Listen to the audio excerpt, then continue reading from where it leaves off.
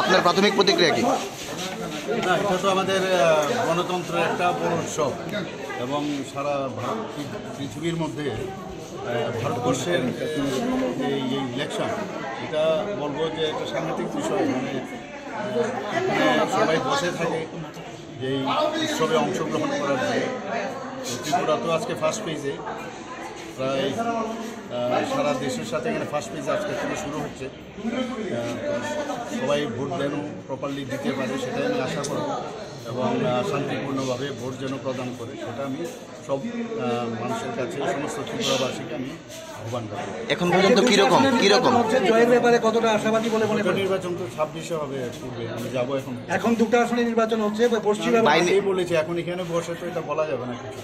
আচ্ছা, এই কেন্দ্রে লোকসভা কেন্দ্রে বলবো যেন ভোট যেন দেয়, পার্টির পক্ষে এখন বলতে হবে। এই লোকসভা কেন্দ্রের প্রার্থী যিনি আশিসবাবু অভিযোগ করেছে তাদের পুলিং এজেন্টকে ভিতরে ঢুকতে দেওয়া হচ্ছে না, গাড় ধাক্কাতে বার করে, সেই বিষয়টা কিভাবে দেখছেন? কি মনে হচ্ছে?